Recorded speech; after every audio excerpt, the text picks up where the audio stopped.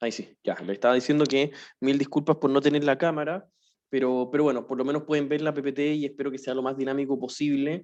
Esta clase, yo sé, entiendo que es un horario igual complejo, pero no por eso tenemos que bajar la dificultad ni hacerlo menos interesante, ¿ya? La idea es que sea lo más ágil para ustedes, lo más interesante, ojalá entretenido, para que de a poquito le vayan tomando el gustito a la contabilidad, de que no solamente sea un ramo para pasar, para aprender, sino que además sea algo que ustedes le tomen el peso de lo importante que es en su carrera. Primero, algunos temas logísticos. ¿Vieron todos el mensaje? Le mandó un mensaje la ayudante instructora Mari Carmen. No sé si lo vieron. Sí, Sí, profe. profe. Sí. Sí. Ya, perfecto. Ese es el primer punto para que estemos claritos. Yo les voy a mandar pronto, yo creo que el fin de semana ya voy a tener todo enviado, la calendarización de los controles voluntarios esos que les comenté, los controles de ejercicios que son obligatorios, que son una parte importante del curso, etcétera, etcétera. Les voy a ir mandando todos los avisos para que estemos en comunicación de la mejor forma posible. ¿Ya?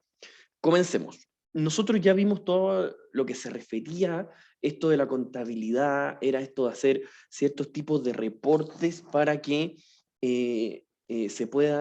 para que las empresas puedan tomar decisiones. Nosotros vamos a aprender cómo se confeccionan y cómo se interpretan estos principales reportes financieros. ¿Ya? Estos reportes nosotros los vamos a crear y confeccionar bajo un formato único. ¿Cómo se llama ese formato? ¿Quién se acuerda lo que les dije el martes? El ISRF. Casi, falta una letra, pero la intención cuenta. IFRS. Eso, IFRS. Sí, no se preocupe, Pedro, pero perfecto, muy bien. IFRS es la estructura de lo que nosotros le estamos enseñando a ustedes. Ustedes van a decir, oye, les van a preguntar, ¿ustedes están aprendiendo contabilidad financiera? Sí, ¿y bajo qué normas? Bajo las normas IFRS. Listo. Punto 1, check. Luego, para poder llegar a entender esos reportes, vamos a tener que darnos una vuelta bastante larga, porque entender lo que hay en cada línea de esos reportes es complejo. Eso es lo que yo creo que ustedes entiendan. No es para asustarlos ni mucho menos, es solamente para que ustedes se programen y puedan entender de que esto va a requerir bastante estudio. Nosotros con los ayudantes vamos a estar muy atentos a lo que ustedes necesiten. ¿Ya? Comencemos. En nuestra diapositiva inicial, que ya está arriba, que vamos a alcanzar a ver una parte, no toda, nosotros hoy día vamos a ver introducción al proceso contable y además les quiero explicar a grandes rasgos cómo funcionan las organizaciones, las empresas en cierta medida. Vamos a partir con esto. Cuando yo les hablo y les digo organizaciones económicas, que son en el fondo todas las instituciones a las cuales nosotros queremos crear y confeccionar estos informes, primero, ¿qué es lo que es una organización económica? Es cuando un grupo de personas se reúne para maximizar recursos. ¿Por qué les digo maximizar recursos? Una fundación sin fines de lucro es una organización, ¿o no? Sí. Sí, Sí. No. exacto. ¿Sí o no? A ver, ¿sí? Tengo No. entendido que sí. Sí. Sí, Sí. es una organización, exactamente, muy bien. ¿Y qué es lo que quieren maximizar? Quieren maximizar los recursos que ellos van a tener para poder entregarle a las personas que ellos estiman mejor. Siempre el objetivo es maximizar recursos. David, dígame, perdón, usted tiene el micrófono. Ah, no lo tengo abierto nomás, perdón. No se preocupe. Ya, entonces, siempre el objetivo es maximizar recursos. Esas son las organizaciones. ¿Para qué se organizan? Para un fin. Puede ser un fin que sea generar dinero, lucrar, que yo encuentro que es muy legítimo. Yo no creo, no me gusta así como pensar que toda organización con fines de lucro es mala, no tiene por qué ser así. Lo que sí, y por eso lo puse en el punto siguiente, es que toda organización que quiera o no quiera lucrar, nunca pueden perder ustedes del punto de vista la ética. ¿Por qué se los digo? Este es un punto que para mí es sumamente importante, de que ustedes a lo menos lo tengan presente. Uno de los grandes problemas en nuestra sociedad, bajo mi punto de vista, es la falta de ética de profesionales que se dedican a exactamente lo mismo que nosotros. No me atrevería a decir sí o no, si es que sí o si es que no, egresados nuestros, pero sí, muchos profesionales que estudiaron lo mismo que nosotros, que se dedican a lo mismo que nosotros, lamentablemente, la ética les juega en contra. Cuando yo les digo la ética, tiene que ver con algo mucho más allá que las normas. Por ejemplo, estimados, si yo les digo, si ustedes tienen que vender un producto, no sé, alcohol gel, y ven que se está vendiendo muy bien, como en esta época, ¿ustedes creen que es ético venderlo extremadamente caro o no? ¿Sí o no? No. No. Exactamente. Ahí vamos a tener una disyuntiva. No va a ser ilegal. Y de hecho, si nos basamos solo en términos de maximizar recursos, va a ser lo más eficiente, venderlo lo más caro posible. Pero ahí, y esto se los dejo solo, me gusta mencionárselos como una inquietud, siempre tiene que primar, porque ustedes van a estar ahí, y créanme que es muy difícil tener que vivir con los problemas morales y éticos en el día a día. Eso es algo sumamente complejo. Se los dejo para que en el fondo ojalá nunca pierdan esa noción y eso que ahora como me dijeron que en el fondo no es ético, ojalá nunca lo pierdan. Solo se los quería mencionar. Y en último punto, es que toda organización económica funciona en base a la confianza que tiene su propio modelo de negocios. ¿En qué sentido? Para que alguien compre un producto o servicio, es porque la persona que lo está adquiriendo confía en que va a recibir algo a cambio de lo que está pagando. Eso es fundamental. Es solo para que entendamos lo que son las organizaciones económicas. Esa en realidad es la primera slide que les quería mostrar. Dentro de las empresas u organizaciones que existen, nosotros tenemos las que son lucrativas, que son las que nos vamos a centrar el día de hoy y en realidad gran parte de nuestro curso, las que son sin fines de lucro y las que son gubernamentales. Si yo les digo las que son sin fines de lucro, ¿cuáles son esas en general? Las empresas sin fines de lucro. Las que son como para ayudar a algo así, así como... Exactamente, Como ¿ya? las ¿Sí? ONG. Las ONG, ¿ya? ¿Qué más? ¿Sí? ¿Había alguien más con el micrófono? ¿Sí? ¿No? Ya. Exactamente, las organizaciones sin fines de lucro son las fundaciones, las que se dedican a un fin en específico sin generar utilidades. Ahora, ojo, yo no digo que las organizaciones sin fines de lucro no generen dinero. Hay muchas organizaciones sin fines de lucro, por ejemplo, y esto no quiero que lo caricaturicen, pero por ejemplo nuestra universidad es una organización sin fin de lucro. Es una organización sin fines de lucro. ¿Y qué es lo que pasa? ¿Qué es lo que ustedes tienen que saber como cultura general? ¿Qué es lo que tienen que saber? De que, en el fondo, siempre, de que toda esta organización que le queden recursos dentro de la organización, no se pueden retirar en los socios. Eso yo creo que lo deberían anotar. Ese, contablemente hablando, es una de las principales diferencias con las organizaciones lucrativas. ¿Ya? Para que ustedes estén presentes y lo tengan muy en cuenta. Por lo tanto, si una organización, por ejemplo, ¿qué creen que pasa con nuestra universidad? Que en el fondo, no les voy a negar, les quedan muchísimos recursos para, después de pagar todos los gastos. ¿Qué es lo que pasa? Por dar un ejemplo, ¿Se reinviertan? se reinvierten, exactamente, se reinvierten. Por lo tanto, en este caso puntual, mientras no se están reinvirtiendo, créanme que van a estar ahí pendientes como casi efectivo en la cuenta. No es efectivo, lo invierten en en algún activo financiero, pero lo tienen ahí pendiente. ¿Y por qué? Porque por normativa no se puede retirar. ¿Ya? ¿Quedaron claros? Listo. Después nos dice, Profe, ¿sí? Dígame. y como, o sea, ¿cada cuánto tiempo se reparten los socios como los sobrantes? Las utilidades, Ajá. eso es una muy buena pregunta. Toda organización lucrativa, que son en el fondo las que pueden repartir este dinero sobrante, lo que a nosotros nos va a pasar es lo siguiente, ya se reparte cada vez que por estatutos se decida. Si, por ejemplo, por estatutos, espérenme un segundo,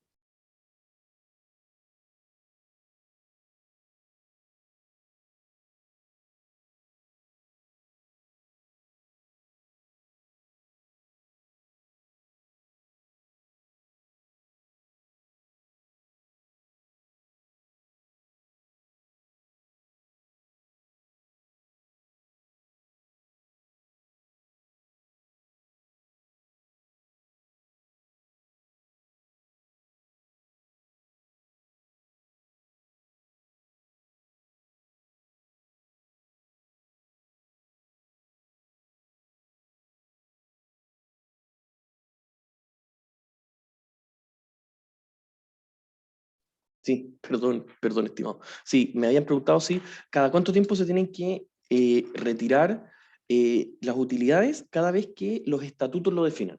En este caso, generalmente son una vez al año, al menos. Puede que se retiren más seguido, pero las grandes organizaciones son una vez al año. ¿Ustedes saben cuándo uno le dice, por ejemplo, al fisco cuánto dinero cuánto dinero uno ganó para pagar los impuestos? ¿Ustedes saben en qué periodo, no? ¿En qué periodo del año? En abril, ¿no? Exacto. Sí, sí, de hecho está Ah, muy bien, Pedro. Uno en abril realiza algo que se llama declaración de renta. ¿Han escuchado lo que es eso, no? Sí. ¿Sí? Ya. La declaración de renta es lo que uno hace literalmente, para que me vayan siguiendo con eso, literalmente uno tiene que decirle al fisco, mira fisco, yo gané tanto, pagué tanto en gasto, por lo tanto me quedó tanta utilidad y se la dije. Y eso, ¿por qué le estoy dando ese ejemplo? Porque es muy probable de que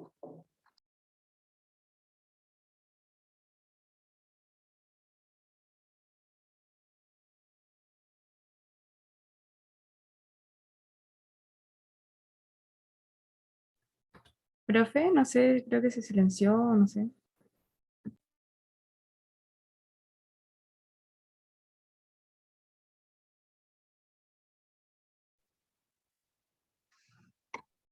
Sí, hay que esperar. sí, perdón.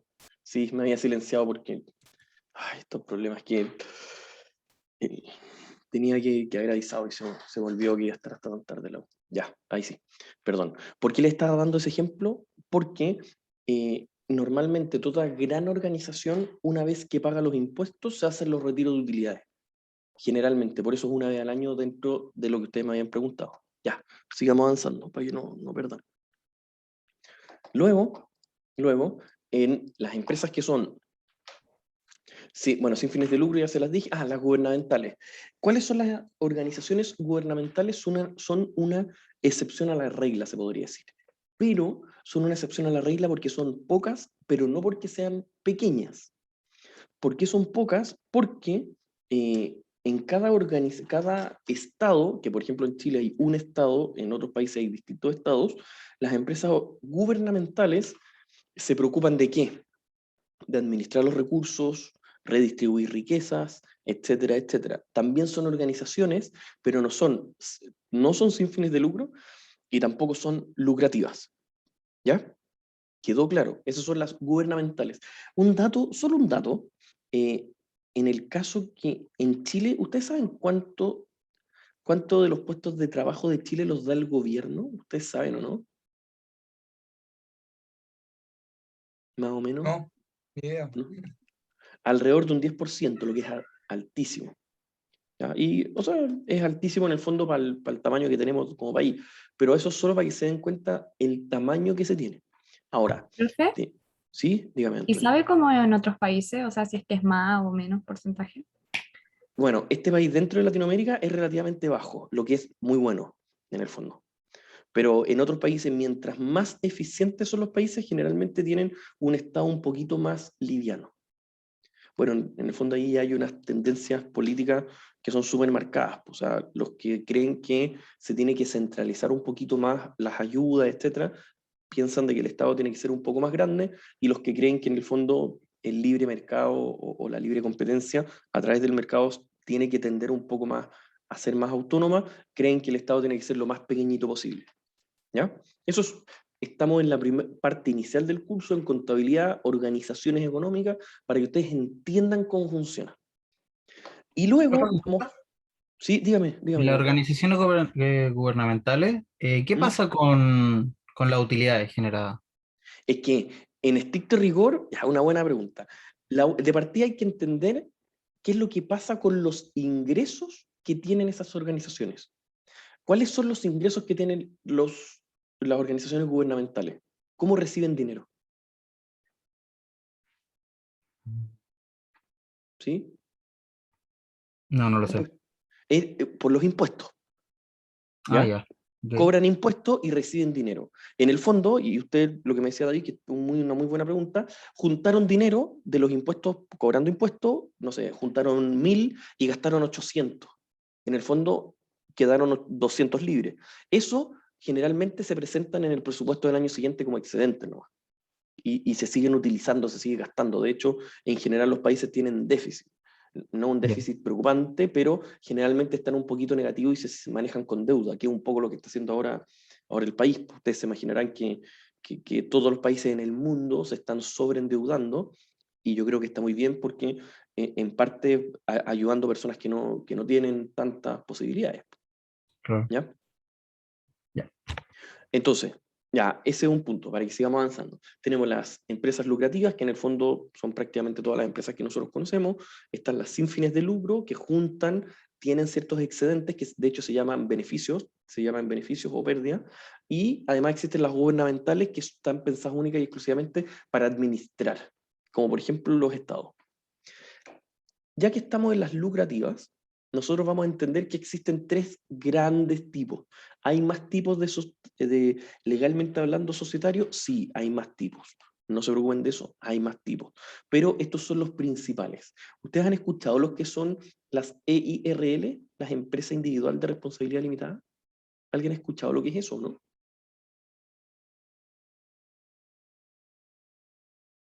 Del año pasado me acuerdo que, o sea, cuando di cuenta por primera vez, ahora hablamos de lo que es ¿Mm? EIRL.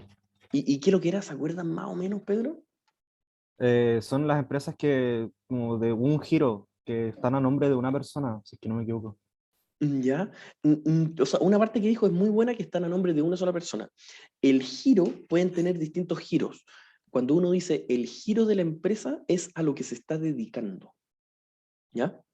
Y se puede dedicar a muchas cosas. Lo que sí, y que como muy bien decía Pedro, en el fondo es una organización en la cual legalmente hablando, se dedica, o sea, perdón, no se dedica, sino que su estructura societaria es una persona sola. Eso es una EIRL. Ahora, ustedes me dirán, ¿es bueno, es malo? Tiene distintas características. La principal característica y el por qué se creó en un principio ahora ya no es tan beneficioso, porque los otros tipos de sociedades tienen los mismos beneficios, es que era muy fácil de confeccionar. Me atrevería a decir que hasta, no sé, 15, 20 años atrás, la EIRL era por lejos, la sociedad más fácil de confeccionar. Era casi que ir a una notaría, y está lista. Eso era todo. ¿Confeccionar se refiere como a hacerla? Hacerla, sí, perdón. Exacto, Jesús. A hacer la sociedad. Hacer la sociedad era muy sencillo. ¿Y por qué? ¿Por qué era sencillo?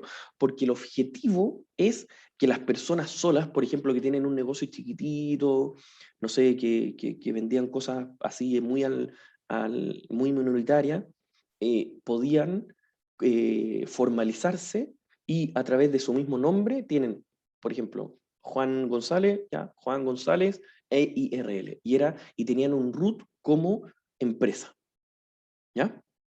Eso. Luego, ¿por qué ya no se usan tanto? De hecho, cada vez van más en retirada, porque otro tipo de sociedades cumplen el mismo objetivo, y de hecho, ahora en nuestro país existe algo que se llama empresa en un día, no sé si lo han escuchado. Sí, Eso de empresa en un día agilizó todos los documentos. O sea, uno en el fondo ahora, en este momento, ya no necesita confeccionar una empresa que sea fácil o difícil de crear, de armarla en el fondo. Porque ahora prácticamente todos los tipos de sociedades se pueden crear rápidamente. Entonces, una empresa EIRL va un poquito en retirada, pero fue algo que ayudó muchísimo por mucho tiempo por su facilidad. Pero tenía la gran restricción, por si quieren anotarlo, la gran restricción, que es una persona sola como socio, no como las demás sociedades. Profe, ¿lo puede repetir? Que no escuché. Sí, no, por Porfa. supuesto, perdón. De que la gran restricción que existe es que los socios de esta sociedad son solamente uno solo. Si uno dice, puedo poner un socio, podemos ser dos, no. Legalmente la EIRL es una sola persona sola.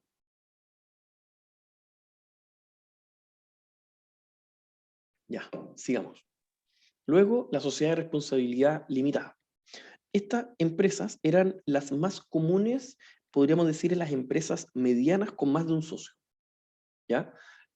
¿Cuál es el gran plus que tienen? Es que si la empresa llegase a quebrar o tener algún problema legal, los socios responden única y exclusivamente hasta el monto del cual ellos pusieron como capital inicial. ¿Ya? Solamente hasta ese monto es el cual los socios responden, lo cual era una herramienta legal muy poderosa. ¿Ya? ¿Quedó claro? Ese es el gran plus. Entre comillas, contra que tenía, es que era una sociedad un poco más difícil de confeccionar, requería que un especialista, un abogado la confeccione, la cree, etcétera, etcétera. Además, tiene otros requisitos tributarios, como llevar contabilidad completa, etcétera, etcétera. Y en tercer lugar vienen las sociedades anónimas. Profesor, ¿Sí? Perdón. ¿podría Dígame. repetir la sociedad de responsabilidad limitada? Sí, sí. Tiene algunos plus, algunas cosas a favor y algunos contra. La sociedad de responsabilidad limitada, el gran beneficio que tiene es que los socios, eh, en el caso que la empresa tenga algún problema legal o, o la empresa tenga algún problema de quiebra, por dar un ejemplo, y la empresa, no sé, quedó con deudas de 1000 y los socios habían puesto 10 para crear la sociedad, los socios solamente responden hasta el monto del capital que aportaron al inicio. Por eso se llama responsabilidad limitada, porque la responsabilidad que tienen los socios legalmente es hasta el límite que ellos pusieron al inicio.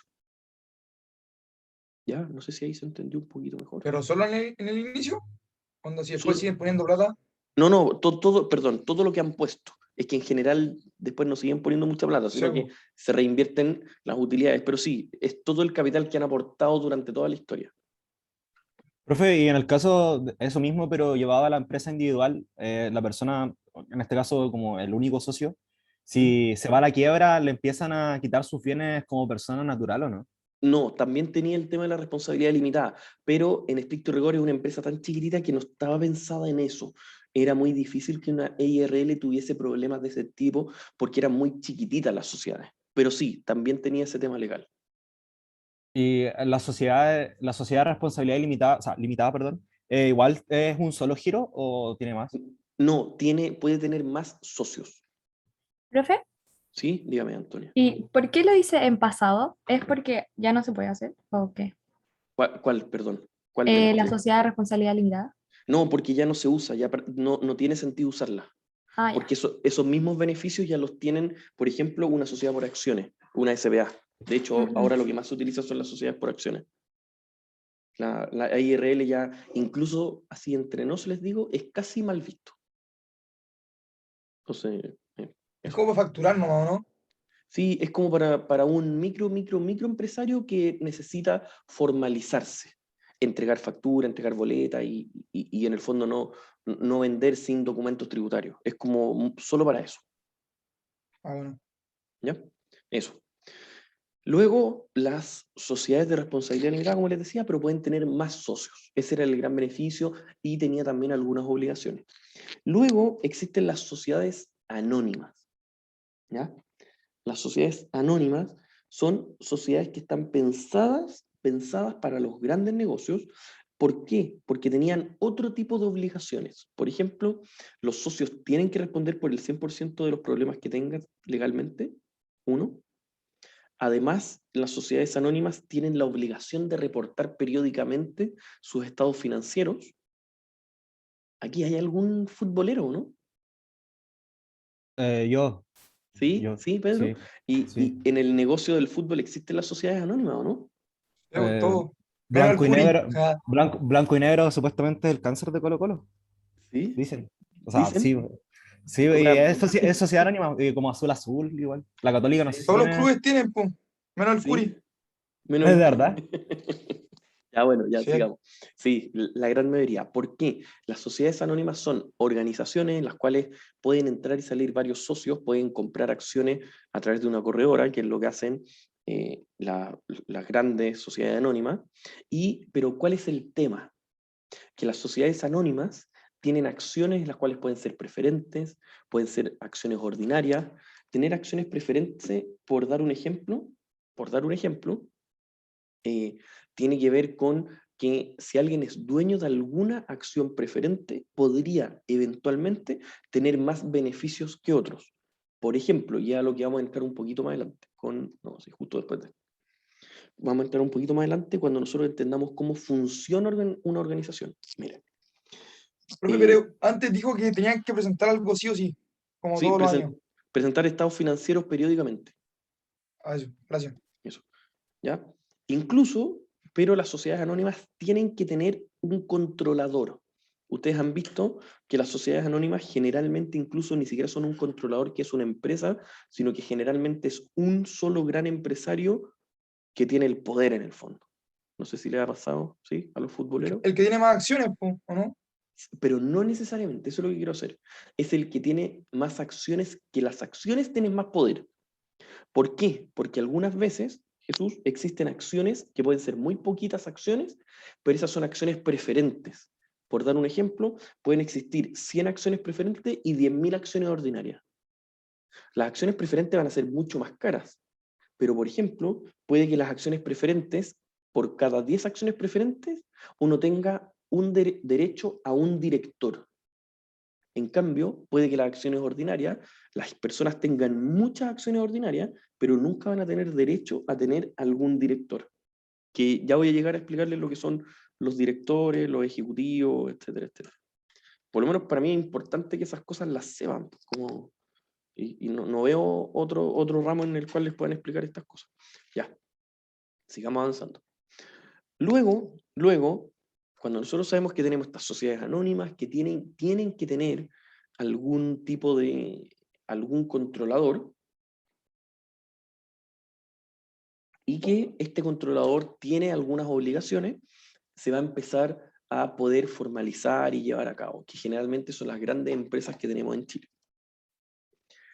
Sigamos avanzando. Ya.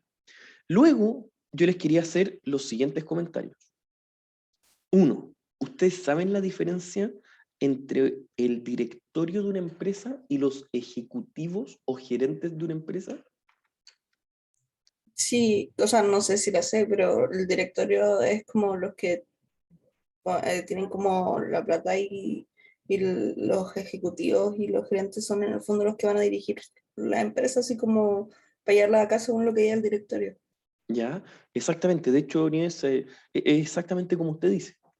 El primer punto que ustedes tienen que tener claro es que el directorio son los representantes de los dueños, o incluso puede que sean los mismos dueños. ¿Ya?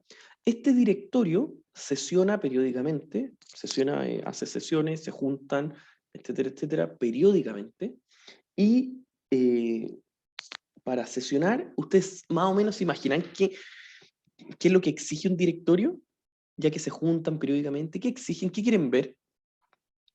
Plata, como que les ¿Ya? rinda la... Lo que le rinda, sí, bien. De hecho, aunque Nieves lo dice así como bastante normal, es verdad, es muy cierto, eso es.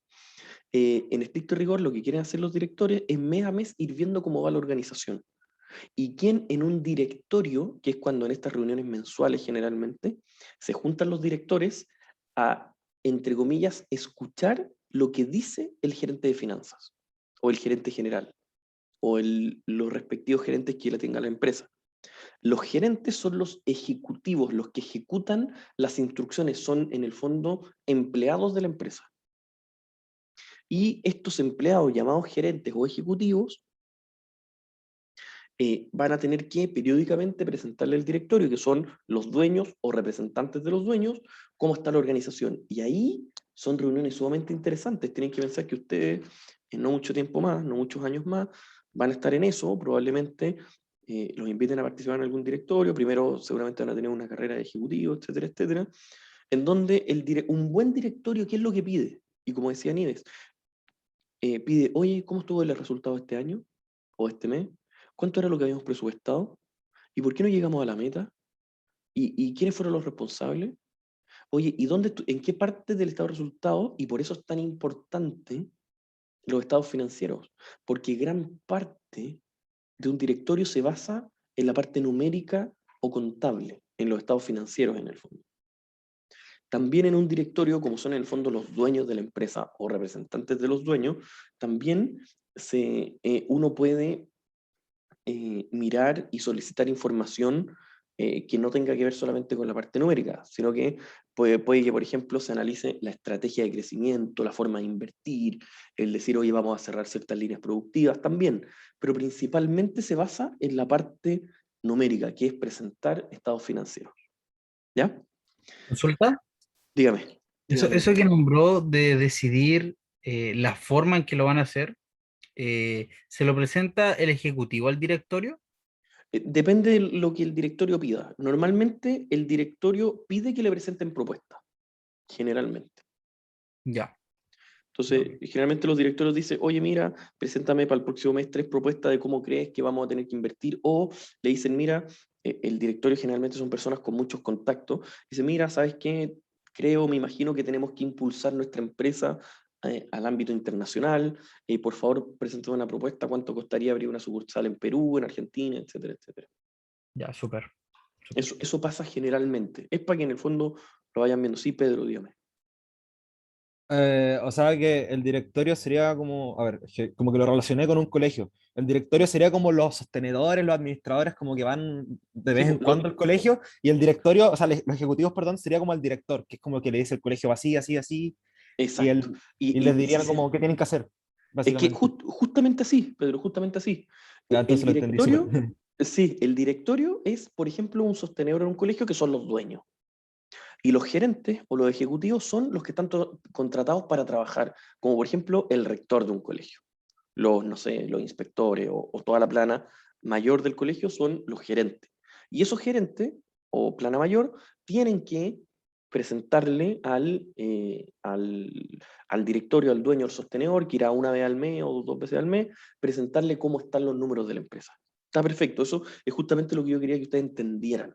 ¿Ya? Así es como funciona. Ahora, vamos al área chica. ¿Ya? Dentro de la organización, los ejecutivos. Primero, primero, siempre que tengamos muy claro de que dentro de una organización, cualquier tipo de empresa, están los directores y están los gerentes. Una organización generalmente tiene, para que vayan tomando nota, un gerente general. Debajo del gerente general normalmente hay una plana de al menos 3 o 4 gerencias inmediatamente después. Una, sí o sí, tiene que ver con el área operativa o lo que se dedica a la empresa. Si la empresa es de venta o de compra-venta, de importación, un área operativa.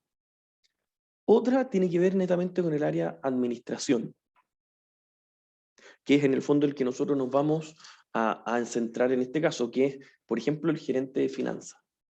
¿Qué es lo que hace un gerente de finanzas? Ustedes han cuestionado eso, ¿no? ¿Qué es lo que debería ser un gerente de finanzas? ¿Cuál debería ser su función principal? Mm, ¿Sí? Hoy no lo escuché ni idea, perdón. Llevar como es que no sé decirlo sin decir la palabra finanzas de la empresa, pero Ya, la parte bueno, contable de la empresa. ya también, generalmente el gerente de finanzas es el que arma un poquito la estrategia financiera, el que toma las decisiones o probablemente puede ser alguien como ustedes en el futuro. Ese gerente de finanzas generalmente tiene un equipo, que puede ser una persona o pueden ser 20 personas, un equipo para el área contable, que ¿qué es lo que hace el área contable? ¿Qué se imaginan ustedes? Sí, sí. ¿Lleva el registro de los recursos? Exacto, David. Lleva el registro de cada hecho económico, pero ese equipo contable depende de un gerente de finanzas. Y le van a preguntar al gerente de finanzas, oiga, gerente, ¿cómo registro esto? Pasaron estos movimientos que no sé cómo registrarlos. Y ahí van a tener que entrar ustedes. Y por eso es tan importante que ustedes entiendan todo lo que conlleva el registrar de una u otra manera los hechos económicos. Nosotros les vamos a dar herramientas para que ustedes lo entiendan y lo sepan bien, pero quienes van a tomar las decisiones después van a ser ustedes. Y por eso tenemos que, ojalá, impregnarlos de la mejor manera posible con los hechos, con los criterios que tienen que tener. ¿Ya? Entonces, se va a tener gerente general, que tiene un gerente del área operativa, un gerente del área de administración y finanzas. Listo. El gerente de finanzas o de administración interna generalmente tiene 2 o 3 personas que son uno del área contable, otro del área finanzas, que podríamos decir como tesorería, cobranza y pago, y otro del área de recursos humanos. Generalmente se divide así. Y eso es lo que ustedes tienen que más o menos saber. Entonces, si ustedes conocen, me imagino que más de alguno, me imagino, tendrá un padre, tío, primo que tiene alguna empresa, y le pueden preguntar, oye, ¿y cómo se divide tu organización? ¿Tienes un organigrama? ¿Tiene un gerente general? Después tendrá, no sé, de repente gerente de logística, gerente de administración, gerente de ventas, gerente comercial, etcétera, etcétera. Pero siempre va a haber uno de finanzas o administración que toma las decisiones de cómo contabilizar y llevar el registro de cada movimiento. Y el cómo se registra y se lleva cada movimiento es fundamental, fundamental. ¿Para qué? Para luego cómo se van a confeccionar los estados financieros. Eso por un lado. Y por otro, ustedes también, yo creo que es súper interesante que a lo mejor pregunten y digan, oye, ¿en tu empresa hay un directorio? Generalmente cuando son empresas más chiquititas o medianas, no hay un directorio formal, sino que directamente los dueños se meten y se reúnen con los gerentes uno a uno y le empiezan a pedir información. ¿Ya? Entonces, teniendo eso bastante claro, podemos continuar hasta acá. Yo no sé si les ha quedado más o menos claro, lo van entendiendo. ¿Sí? Bien por ahora. Sí. Ya, vamos que se puede. Vamos que se puede. Luego, nosotros tenemos que tener muy, muy claro quiénes van a interpretar la información financiera que vamos a confeccionar. ¿Por qué? Porque existen a grandes rasgos, muy a grandes rasgos, 2 grandes tipos de contabilidad. ¿Cuáles eran? Yo se los comenté a la rápida la vez pasada. ¿Cómo se llaman estos 2 tipos de contabilidad? Una es contabilidad financiera. ¿Sí? Nieves, dígame. No, iba a decir eso y estaba buscando una cosa. Lo de la contabilidad financiera y la que era administrativa. Exactamente, muy bien, Nieves. Y me imagino que Nicolás iba a decir lo mismo. Está la contabilidad financiera, que es para que cualquier persona externa a nosotros pueda interpretar totalmente lo mismo que nosotros, que son un poquito los que yo puse acá afuera. Externos son estos: acreedores, inversionistas, bueno, ahí les voy a explicar el gobierno, público en general, otras empresas, proveedores, clientes, etcétera. Todos los que están aquí afuera son los que leen la información de externos. Y esa información que se leen de externos es contabilidad financiera, la que vamos a aprender acá. Por otro lado, vamos a tener cierta información, cierta contabilidad que está confeccionada para que personas internas la vean y la analicen. Y esa contabilidad, que era administrativa o también se le llama contabilidad gerencial, está pensada ¿para qué? Está pensada para que el gerente tome decisiones. ¿Y como qué tipo de decisiones o qué tipo de información nos entrega esa contabilidad? ¿Se acuerdan un poquito, no? ¿Sí? ¿No? Para que vean sus apuntes de lo que les comenté el martes. ¿Se acuerdan o no? ¿Qué pregunto, Y perdón? las ¿Sí? líneas de producción rentable. Exactamente, exactamente. Sí, no, nos parece que era Nieves que me preguntaba, era la contabilidad administrativa, ¿qué información nos entrega? ¿Sí, Jesús? O el punto de equilibrio, esas cosas, ¿no? Cuando gana, Exacto, cuando empieza a perder. exactamente. Ese tipo de información es para gestión interna. Y eso no lo vamos a ver acá. Eso es llevar una contabilidad, por ejemplo, basada en costos, en distribuir, no sé, tenemos 2 sucursales y tenemos gastos de la central. Esos gastos de la central, ¿cómo los asignamos a la sucursal 1 y sucursal 2? No sabemos. Eso no lo vemos acá.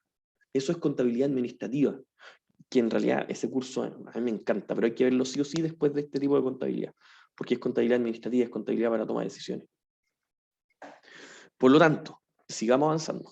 Si nosotros sabemos que existe esta contabilidad, por ejemplo, externa, que es un poquito más macro, ¿para qué? Pensada para que cualquier persona de afuera que nos quiera analizar, lo puede hacer. ¿Qué les dije yo de, por ejemplo, cuando esta asumamos que esto es una empresa y quiere pedirle plata, es decir, a un acreedor, quiere ir y pedirle plata a un banco.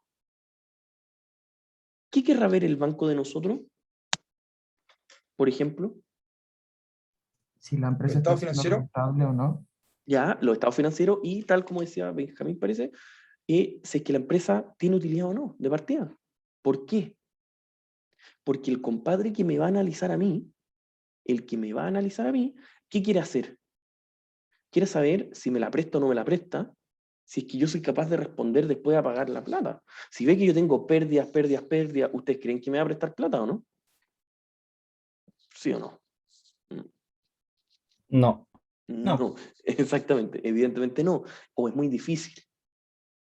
Entonces, por eso es tan importante que esta información financiera, estos informes financieros que nosotros confeccionemos, tiene que ser clave, que estén bien hechos y que estén bajo un formato que todos puedan leer. Mientras mejor o más preciso sea el informe, probablemente mejor me puedan analizar a mí. Y por ejemplo, un acreedor me pueda prestar plata, un inversionista más está interesado en comprarnos, etcétera, etcétera. Ahora, ¿qué es lo que yo les comenté a grandes rasgos del gobierno, del fisco?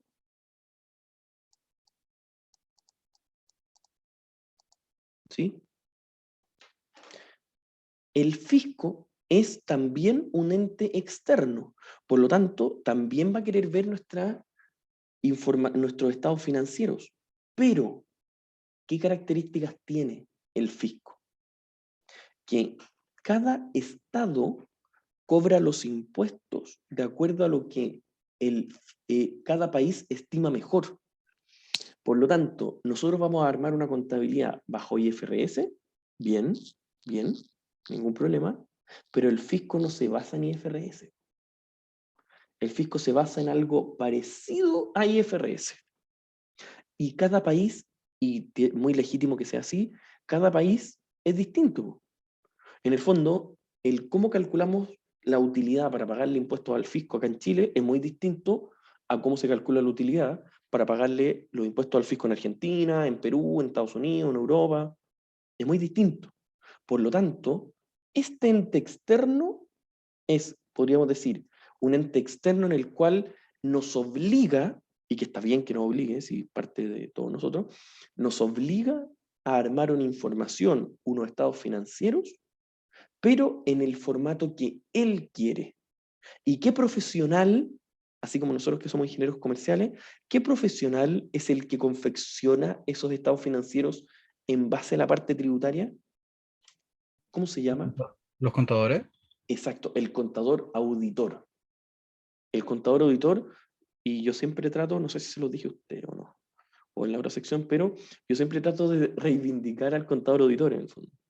Como que en general en nuestra área, como que el contador auditor es como casi que un profesional como no a la par que el ingeniero comercial. Es como que ingeniero, y contador. Pero yo siempre trato de reivindicar, tienen que pensar que el contador auditor es un profesional que estudió también 5 años como nosotros y se dedica a un tema sumamente complejo, que es armar estados financieros, se dedica solo a eso, a armar estados financieros para distintas cosas. Y uno de sus grandes plus, una de las grandes cosas para el cual lo forman, es, por ejemplo, para armar estados financieros en el formato que el fisco quiere. Esa es una de sus funciones. Un contador auditor bien, bien preparado puede hacer muchas más cosas, pero ese es uno de sus plus más importantes. Ya, hasta acá me van siguiendo, ¿o no? ¿Sí? ¿Sí? Sí, profe. Sí. Profe, Vamos que se puede. Ya, sigamos. Acá está en el fondo resumido lo mismo que les dije, tipos de contabilidad. Administrativo gerencial, está orientado a los usuarios internos para tomar información más detallada y privada, está enfocado en análisis de costo, costeo, presupuesto, etc. Y al estar enfocado en la toma de decisiones internas, sigue según criterio interno y no necesariamente bajo IFRS. De hecho, es muy probable que no, porque IFRS es muy, muy estructurado. El gerente para tomar decisiones no se va a fijar en los informes que hicimos para mostrarlo al compadre de afuera, se va a fijar en los informes que él quiera decidir. O sea, el gerente va a decir, ya ahora tráeme cuánto renta cada línea de acuerdo al metro cuadrado, a la cantidad de gente. Esos son informes internos. Y esos informes nosotros se los vamos a enseñar a ustedes en el último ramo de contabilidad. Ya, ¿Profe? sigamos. Sí, dígame. ¿Fijo en qué se basaba? Se basa en el criterio interno. En el fondo, en interno. lo que, sí, podríamos decir, en lo que el gerente quiera. Nosotros, cuando nos toque ver ese curso, les vamos a enseñar a ustedes muchísimos criterios distintos. Les vamos a decir, mira, es bueno analizar los costos bajo este formato cuando se quiere ver este tipo de cosas. Es bueno, además, les vamos a decir, armar un estado de resultado con esta estructura cuando se quiere mirar esto. Ya. ¿Ya? Sí. Ya, buenísimo. Sigamos. Por otro lado, existe la contabilidad financiera que está pensada al tercero. Por eso aquí dice, está orientada principalmente para agentes externos como inversionistas, agentes internos también, pero no es tan importante. Proporciona los estados financieros y las aclaraciones de las notas. Y se rige única y exclusivamente por IFRS, de acuerdo a lo que nosotros les enseñamos en la universidad.